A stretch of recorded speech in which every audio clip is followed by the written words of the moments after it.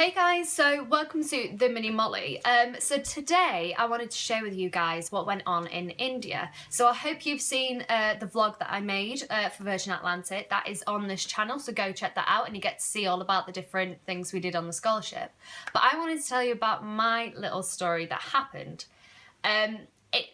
It was a bit unfortunate really, as I became quite ill on the trip and I was actually admitted to hospital 3 times while I was there. I beat the record.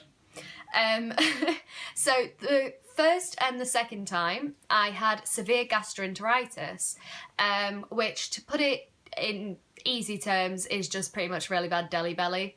Like my whole system just wasn't happy with the food and like the different environment. I remember the first time they told me they would have to take me into hospital. Bear in mind I'm on a scholarship trip, so I'm with this company called Free the Children, Me to We. Absolutely brilliant company and totally looked after me, because obviously I was away from home and didn't have my parents or anyone else with me. So the first night I remember I was laid on my bed. I had Angela, who was one of the facilitators with me. She was trying to look after me because I was having really bad cramps, and like my back would sort of cramp up and seize up as well. So it was really painful. And then Emily, who was part of the in-country team from Me to We, came in and sort of said, you know, we're going to have to take you to the doctors. We need to get you checked out because this isn't right, what's going on right now. But they tried to see if we could wait till morning, because I don't know if any of you guys have ever been to India before, but the roads are really dangerous during the day. So we were also in rural India in Kumbhgarh. So the roads were pretty much like dirt paths and like mountain ranges, and so it was quite dangerous really. And we ended up having to go to hospital, which was 2.5 hours away from the camp that we stayed at, the Aravelli Centre.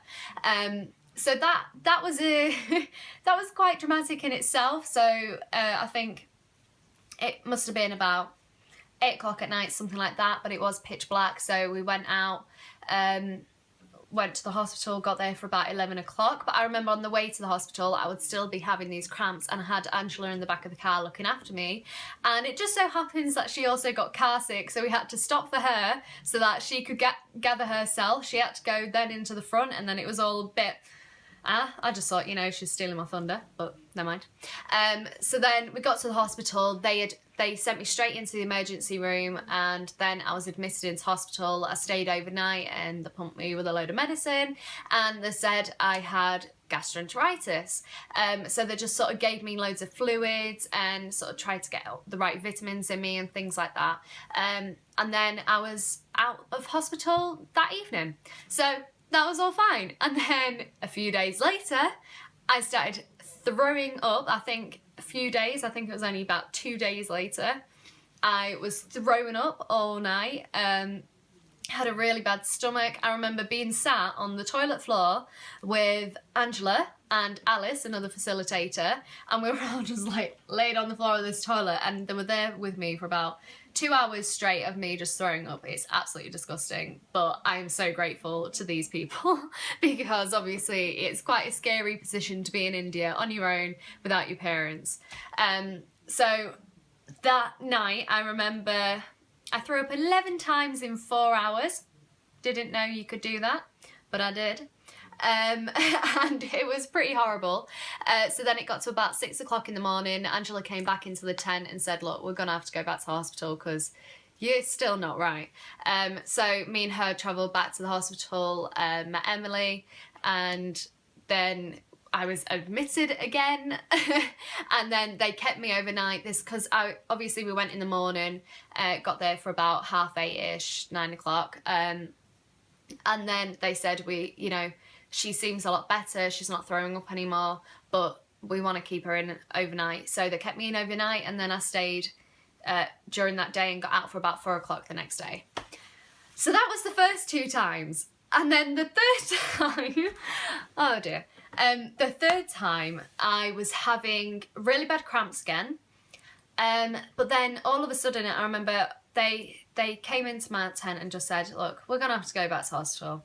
Like, we don't want to admit you, we don't want this to happen again, but we just need you to be checked because you're still not right. So on the car journey, I ended up getting a lot worse, and the cramps sort of went into almost like seizure-y sort of things, and I would have a back cramp, and then all of a sudden I would sort of push back and like push my chest out, and it was like almost like ecstasy sort of stuff. So we got to the hospital, and they sent me straight to the emergency room because I had got a lot worse, and whilst I was in there I kept having these cramp things. I remember Angela timed it to see how long it happened, and I would sort of have 4 of these episodes in one, and it would last about a minute and a half, and this would just keep going on, and they started getting a lot closer together, and it just became quite scary because I had no idea what was going on. Because my jaw locked as well, they thought I had tetanus. I didn't have tetanus, but they sort of, in India, if a person is having these symptoms, it means they have tetanus. So they started pumping me with a lot of medicine and tried to get me to stop sort of cramping up, and this medicine was really heavy, proper strong stuff, and my body didn't like that. So whilst I was at the hospital, I ended up flatlining. My body just didn't know what to do with all this stuff that was going through me. So I ended up flatlining and then had to be ventilated. So it was all very extreme sort of stuff. I never imagined it to happen. And then after that, they ended up sending me to a different hospital. So if you think, I travelled 2.5 hours to this hospital and then travelled 5 hours in an ambulance to a different hospital. So I went from Kumbhalgarh to Udaipur to Ahmedabad. So it was quite a dramatic event. So when I got to Ahmedabad, everything had sort of settled down, and I got a lot better, and it all seemed to really calm down, and I wasn't showing any symptoms anymore. I was just still quite like lucid from the medicine. I remember Angela told me that I kept waking up, forgetting what was going on, going back to sleep, waking up, forgot again, and then she said she had to talk to me about 7 different times explaining the situation. So that could not have been easy to go through. I was about out of it. That I remember this like Tuesday, Wednesday, I was just out of it. I don't remember what happened. So then got to the Thursday, and my parents arrived early Thursday morning, about 3 in the morning. So obviously, because it was quite a extreme situation and it all became very sort of bad, they sent my parents out, which is totally understandable. But I remember at the time I was like, I don't want my parents here, I'm having a really good time in India, I don't want to go home. But that wasn't at all why they were sent out. They were sent out because I was in such a bad position. My parents needed to be there, and they needed to see me, really. So my parents got there early morning Thursday, and I got out of the hospital on Saturday, which was actually the day that the rest of the participants of the scholarship went home. So I missed the chance to go back with them and everything. So I didn't actually get to see them all because I was admitted the Monday. That was the last time I saw them all. So I was admitted Monday, can't remember Tuesday, Wednesday, parents got there Thursday morning, I remember that. And then Friday, I think Friday morning was the day that Angela left, because she had to go back and facilitate the rest of the group getting home on the Saturday. So I got out of hospital on the Saturday and I flew home early morning on the Monday. So it was quite eventful, but I have to say the actual scholarship, the actual trip was absolutely amazing in India, and you can see that all on my India vlog that I did, which is on this channel. So you go check that out, guys. It was such an amazing opportunity. And I'm so grateful to Free the Children Me to We for looking after me, because they could not have done any more than they did. They really, really were such really amazing people that work at this company.